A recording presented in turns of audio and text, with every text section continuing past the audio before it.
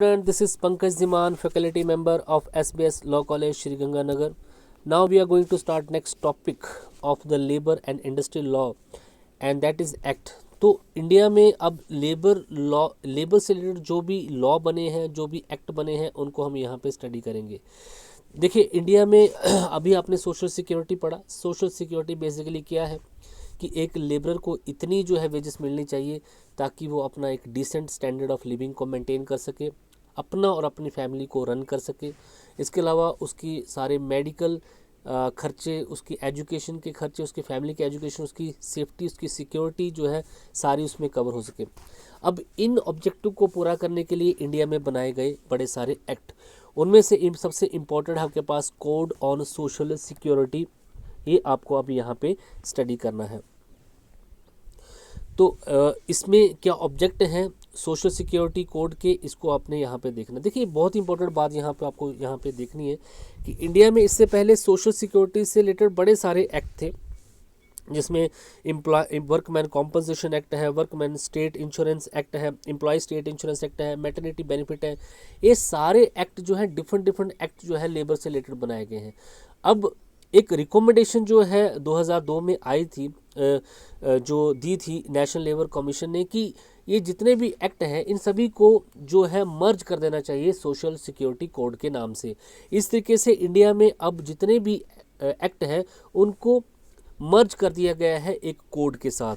जैसे industry relation से एक अलग कोड बनाया गया है इससे रिलेटेड, और इसमें जितने भी एग्जिस्टिंग लॉ थे जो कि सोशल सिक्योरिटी की बात करते थे, जैसे कि आपके पास वर्कमैन कॉम्पनसेशन एक्ट है, एम्प्लॉय स्टेट इंश्योरेंस एक्ट है, मैटरनिटी बेनिफिट्स हैं, ग्रेजुएटी एक्ट है, पेंशन एक्ट है, ये सारे जो हैं क्या किया गया सोशल सिक्योरिटी कोड में लिख दिए गए, ताकि जो है डिफरेंट लॉ के अंदर जो डिफरेंट डेफिनेशन दे रखी है उससे कोई कन्फ्यूजन क्रिएट ना हो.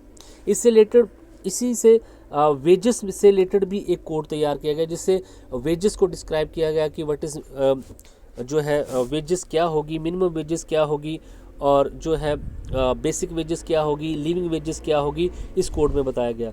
इस तरीके से सोशल सिक्योरिटी से रिलेटेड भी सारे जो है इसमें मैटर डाल दिए गए. सेफ्टी से रिलेटेड भी एक अलग से कोड बनाया गया. सेफ्टी से रिलेटेड इंडिया में बड़े सारे लॉ हैं, लेबर लॉ हैं, उनको जो है सेफ्टी वाले इसमें कोड में डाल दिया गया. वेलफेयर और वर्किंग कंडीशन से रिलेटेड जो है बड़े सारे एक्ट इंडिया में थे, लॉ थे, उनको वेलफेयर और वर्क कंडीशन कोड जो बनाया गया उसमें सारे जो है इन सभी एक्ट को डाल दिया गया. इट मीन्स कि ये सभी जितने भी लेबर से रिलेटेड जितने भी लॉ हैं उनको अलग अलग कोड में डिवाइड यहाँ पे कर दिया. जैसे वेजेस कोड बनाया गया, सोशल सिक्योरिटी कोड बनाया गया, सेफ्टी कोड बनाया गया, वेलफेयर और वर्कर कंडीशन यहाँ पे बनाई गई. तो देखिए, इसको पढ़ना स्टार्ट करते हैं. According to the objective of the social security code, the main objective of the code is to increase the social security of all the employees and worker employed in the organization, unorganized and other sector. Second, National Labour Commission, which submitted its report in June 2002, had recommended that the existing labor law should be mainly amalgamated into the following group. जितने भी India में existing labour law हैं उनको amalgamate कर देना चाहिए, उनको जो है मर्ज कर देना चाहिए other group, this group of law के साथ. जैसे इंडस्ट्री रिलेशन से रिलेटेड जितने भी हैं, जिसमें स्ट्राइक आता है, रिट्रेंचमेंट आता है, लॉकआउट आता है, इंडस्ट्रियल डिस्प्यूट आता है, वर्कमैन आता है, उनको सभी को इंडस्ट्री रिलेशन में डाल देना चाहिए. इसी तरह के वेजेस से रिलेटेड जैसे मिनिमम वेज है, लिविंग वेजेस वाले मैटर है, इसको वेजेस कोड में डाल देना चाहिए. सोशल सिक्योरिटी जिसको अभी आप पढ़ रहे थे, जिसमें आपकी ओल्ड एज पेंशन आ जाती है, मेडिकल इंश्योरेंस आ जाता है, मैटरनिटी बेनिफिट आ जाते हैं, ग्रेजुएटी आ जाती है, इसको सोशल सिक्योरिटी में डाल देना. इसी तरह सेफ्टी से रिलेटेड जो बड़े सारे लॉ हैं इंडिया में उनको सेफ्टी कोड में डाल देना चाहिए. इस तरीके से बड़े सारे लॉ को यहाँ पे अमेलगमेट किया गया था. इस बात को आपको ध्यान से यहाँ पे समझना है. In the pursuance of the recommendation of the said commission and deliberation held by the tripartite meeting of the government, तो जो रिकमेंडेशन जो नेशनल लेबर कमीशन ने दी थी उस पर डेलिब्रेशन हुआ, उस पर बातचीत हुई, गवर्नमेंट ने मीटिंग करवाई एम्प्लॉयर्स एंड इंडस्ट्री रिप्रेजेंटेटिव के साथ. सोशल सिक्योरिटी कोड फिर फाइनली बना दिया गया. सोशल सिक्योरिटी कोड में सोशल सिक्योरिटी से रिलेटेड जितने भी एक्ट थे उनको डाल दिया गया. तो हमारे पास इस सोशल सिक्योरिटी कोड आने से पहले इतने सारे एक्ट थे जो कि सोशल सिक्योरिटी का जो हमारा एक कंसेप्ट है, जो कि कॉन्स्टिट्यूशन ऑफ इंडिया में ही लिख रखा है, उसको पूरा करने के लिए इतने सारे लॉ हमारे पास थे। अब इन सभी लॉ को इस सोशल सिक्योरिटी कोड में मर्ज कर दिया गया। देखिए कौन कौन से थे। वर्कमैन कॉम्पनसेशन एक्ट था, एम्प्लॉयज स्टेट इंश्योरेंस एक्ट था, employee provident fund and miscellaneous provision act 1952 था, एम्प्लॉयमेंट एक्सचेंज एक्ट था, मैटरनिटी बेनिफिट थे, पेमेंट ऑफ ग्रेजुटी एक्ट था, cine employees welfare fund act था, building and other construction welfare cess act 1966 था, unorganised employees social security act 2008 था। इतने सारे act जो कि सोशल सिक्योरिटी की बात करते थे, इनके लिए अब एक ही बना दिया गया वहाँ पे सोशल सिक्योरिटी कोड। ये आई होप आपको अब ये बात समझ में आ गई होगी। तो सोशल सिक्योरिटी कोड जो है 2020 हमें यहाँ पे पढ़ना है और इतने सारे एक्ट को हमें इकट्ठा ही यहाँ पे पढ़ना है। The amalgamation of the above laws क्यों किया गया, अमेलगमेशन इनको सभी को इकट्ठा क्यों किया गया, will facilitate the implementation without compromising the basic concept of welfare and benefit of the employees. इस तरीके से इन सभी कोड को इम्प्लीमेंट करना है और यहाँ पे बेनिफिट ऑफ एम्प्लॉयज़ जो है वो मेन कंसेप्ट रहेगा और मेन कंसेप्ट से हमें बाहर नहीं जाना है। Further the use of technology for the effective enforcement of the provision of the bill is sought to ensure the transparency and accountability and facilitate compliance। तो इसका एक और पर्पस था कि टेक्नोलॉजी का यहाँ पे यूज़ करना, सारा जितना भी रिकॉर्ड है उसको इलेक्ट्रॉनिकली जो है अपने पास रखना, ये जो है ताकि ट्रांसपेरेंसी और अकाउंटेबिलिटी जो है यहाँ पे इंडस्ट्रीज की आ सके।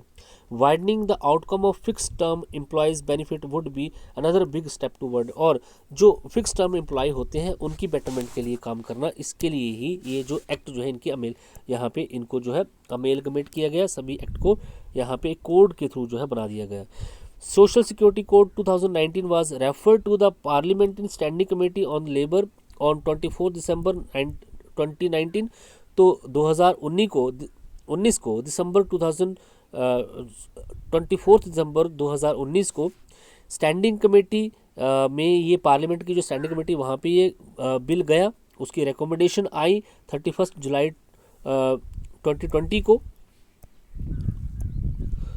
After the incorporation, the valuable suggestion in committee, it has been now been decided to propose another bill, new social security code, to withdraw the pending social security code। बड़ी सारी recommendation के बाद जो 2019 का social security code था उसको withdraw किया गया और एक नया सोशल सिक्योरिटी कोड 2020 वहाँ पे लाया गया और प्रेसिडेंट की असेंट जो है इसको 28 सितंबर को मिल गई और फाइनली ये जो बिल था ये बन गया कोड, सोशल सिक्योरिटी कोड। और इसमें सोशल सिक्योरिटी से रिलेटेड जितने भी लॉ हैं उनको इम्प्लीमेंट करने की कोशिश वहाँ पे की गई। सोशल सिक्योरिटी में बेसिक कौन कौन से मुद्दे हैं वही इसका करैक्टरिस्टिक्स जो आ जाते हैं, जैसे मैटरनिटी बेनिफिट फंड बेनिफिट हो गए या एम्प्लॉय स्टेट इंश्योरेंस लॉ हो गया या ग्रेजुटी एक्ट हो गया, पेंशन एक्ट हो गए, माइंस एक्ट हो गए, ये सारे जो है सोशल सिक्योरिटी के अंडर जो यहाँ पे रखे गए। अब देख लेते हैं सोशल सिक्योरिटी कोड 2020 के जो सेलेंट फीचर हैं इनको एक बार यहाँ पे स्टडी जो है कर लेते हैं। फर्स्ट सबसे पहले है amendment and consolidation of laws relating to social security with the objective of extending social security to all employees whether organised और unorganised on the any other sector. तो सबसे बड़ा ऑब्जेक्ट जो था सोशल सिक्योरिटी कोड का कि जितने भी सोशल सिक्योरिटी से रिलेटेड जितने भी लॉ हैं उन सभी को क्या किया जाए, अमेंड किया जाए, उनको कंसोलिडेट किया जाए। कंसोलिडेट मैं कोड आपको बताया था मैंने कि कोड और एक्ट में क्या फ़र्क होता है। कोड जैसे इंडियन पिनल कोड आईपीसी भी एक कोड है, तो उसका पर्पस आपको पता होगा। जब बड़े सारे लॉ को जो है कंसोलिडेट किया जाता है, उनको इकट्ठा किया जाता है, एक लॉ तैयार किया जाता है, उसको लॉ ना बोल के एक्ट ना बोल के उसको कोड बोला जाता है। और यहाँ पे भी सोशल सिक्योरिटी से रिलेटेड जितने भी एक्ट हमारे पास एग्जिस्टिंग एक्ट थे इंडिया को में उन सभी को कंसोलिडेट किया गया, उनको अमेंड किया गया और एक नया लॉ तैयार किया गया सोशल सिक्योरिटी कोड के नाम से।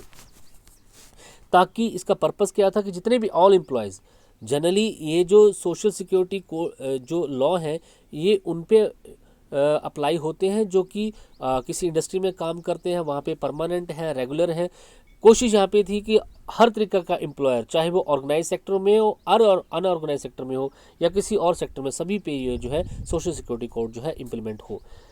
covering the an establishment on a voluntary basis under chapter 3 relating to the employees provident fund, chapter 4 relating to the employees state insurance corporation on the voluntary basis is on for a number of employees in the establishment is less than the upper limit। देखिए ये जो employ provident fund जो act है या फिर यहाँ पे आपके पास चैप्टर 4 के अंडर एम्प्लॉय स्टेट इंश्योरेंस के जो प्रोविज़न है ये तभी लागू होते हैं जब किसी इंडस्ट्री में एक पेट नंबर ऑफ वर्कर काम कर रहे हो। अगर उससे कम जो है लेबर काम कर रहे हैं तो वहाँ पे ये जो है इसके प्रोविज़न एम्प्लॉय प्रोविडेंट फंड के और एम्प्लॉय स्टेट इंश्योरेंस कॉरपोरेशन के जो प्रोविज़न है वो लागू नहीं होते। तो उस कंडीशन में इनको भी अप्लाई करना जहाँ पे नंबर ऑफ लेबर जो कम है। इसके अलावा the bill seeks to define the various terms use such as career centre, aggregator, platform worker, wage ceiling, ये सारी डेफिनेशन जो है यहाँ पे देने की कोशिश जो है की गई है ताकि जो कन्फ्यूज़न जो है जो दूर हो सके। Every establishment to which the bill applies is to provide electronically और अदरवाइज, जितनी भी इस्टेब्लिशमेंट हैं, जितनी फैक्ट्रियाँ हैं, इंडस्ट्री हैं, कंपनी हैं, वो इस बिल के जो प्रोविज़न है उनको इलेक्ट्रॉनिकली अपने पास रखें, जितना भी रिकॉर्ड है उनके पास इलेक्ट्रॉनिकली अपने पास रखें। और यहाँ पे जितने भी इस्टेब्लिशमेंट हैं उनकी रजिस्ट्रेशन और उनकी रजिस्ट्रेशन को कैंसिल करने का प्रोविज़न भी सेंट्रल गवर्नमेंट जो है इसके रिगार्डिंग रूल बनाए। Constitution of various social security organise for the administration rule namely, इसके अलावा बड़े सोशल सिक्योरिटी ऑर्गेनाइजेशन जो हैं, जितने भी सोशल सिक्योरिटी ऑर्गेनाइजेशन यहाँ पे बनाई जाएंगी उनका एक कॉन्स्टिट्यूशन रेडी किया जाए, उसमें कौन कौन से मेंबर होंगे उनको जहाँ पे डिसाइड किया जाए। तो बड़े सारे जो है यहाँ पे ऑर्गेनाइजेशन बनाए गए, जैसे employees provident fund central board of trustee central bank बनाया गया और इसमें कौन कौन से मेंबर होंगे वो बनाए गए। एम्प्लॉय स्टेट इंश्योरेंस कॉरपोरेशन बनाया गया और इसके अंडर कौन कौन से मेंबर होंगे, उनकी कॉम्पोजिशन, उनका कॉन्स्टिट्यूशन क्या क्या होगा ये बताया गया।